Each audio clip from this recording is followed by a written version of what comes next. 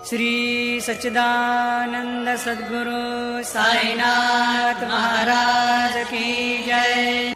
सदा निम्बवृक्षस्य मूलाधिवासात् सुधाश्राविणं तेक्तमप्यप्रियन्तं तरुं कल्पवृक्षाधिकं साधयन्तं नमामीश्वरं सद्गुरुं साईनाथं।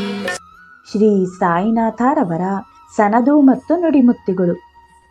ಬಾಬಾ ಬಾಲಭಾವ ಅಂದರೆ ಸೀತಾರಾಮ್ ದೇವ ಅವರನ್ನು ಕುರಿತು ನಾವು ನಮ್ಮಲ್ಲಿಯೇ ಆತ್ಮಾವಲೋಕನ ಮಾಡಿಕೊಳ್ಳಬೇಕು. 1917 ಅಕ್ಟೋಬರ್ ದಿನಗಳಲ್ಲಿ ಓರ್ವ ಮಹಿಳೆಗೆ ಬಾಬಾ, ತಾಯಿ ನಿಮಗೇನು ಬೇಕು ಕೇಳಿರಿ ಎಂದರು. ನನಗೆ ಈ ಜನನ ಮರಣಗಳಿಂದ ಮುಕ್ತಿ ಬೇಕು. ಬಾಬಾ ನಗುತ್ತಾ, ಇಷ್ಟೇನೆ, ಏನು ನೀನು ಸಾಯಲು ಬಂದಿರುವೆಯಾ? ಮಹಿಳೆ ಅವಾಕ್ಕಾಗಿ, ಬಾಬಾ ನಿಮ್ಮನ್ನು ಅರ್ಥ ಮಾಡಿಕೊಳ್ಳಲಾರೆ. ಬಾಬಾ, ನೀನಾರು ಎಂಬುದನ್ನು ಚಿಂತಿಸು, ನನಗೆ ಅರ್ಥವಾಗುವುದಿಲ್ಲ. ಅವಳ ಗಂಡನ ಕಡೆ ಕೈ ತೋರಿಸಿ, ಅವನು ಏನು ಹೇಳುತ್ತಾನೆ?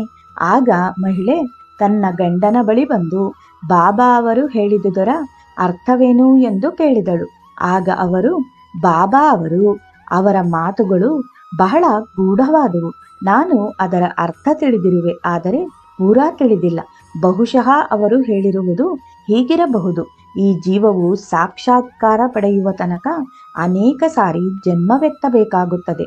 ಬಾಬಾ ದೇವರು, ಆದರೆ ಜನಗಳು ಅವರನ್ನು ನೋಡುತ್ತಾ ಅವರಲ್ಲಿ ಶ್ರದ್ಧೆ ಬರುತ್ತಿಲ್ಲ, ಅವರನ್ನು ಸರಿಯಾಗಿ ನೋಡುತ್ತಿಲ್ಲ, ಅವರನ್ನು ದೇವರೆಂದು ಗ್ರಹಿಸುತ್ತಿಲ್ಲ. ಆದ್ದರಿಂದ ಅವರಿಗೆ ಮುಕ್ತಿ ದೊರಕುವುದಾದರೂ ಹೇಗೆ?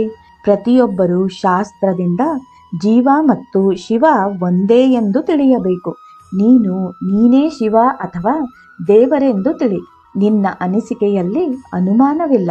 ಆದರೆ ಬಾಬಾರವರ ಪ್ರಕಾರ ನಾನೇ ದೇವರು ಎಂದು ಚಿಂತಿಸುತ್ತಾ ಏಕಾಗ್ರ ಚಿತ್ತದಲ್ಲಿ ಇದ್ದರೆ ನೀನು ಜೀವ ಎಂಬ ನಂಬಿಕೆ ದೂರವಾಗುತ್ತದೆ. ಇದನ್ನು ಹಾಗೆಯೇ ಮುಂದುವರಿಸು. ಅನೇಕ ಜನ್ಮಗಳನ್ನೆತ್ತಿ ಸಂತರ ಸಂಗಡ ಇದ್ದಾಗ ಆಗ ನಾನು ಬ್ರಹ್ಮ ಎಂಬುದನ್ನು ಮನಗಾಣುತ್ತೀಯೆ. ಜೈ ಸಾಯಿರಾಮ್.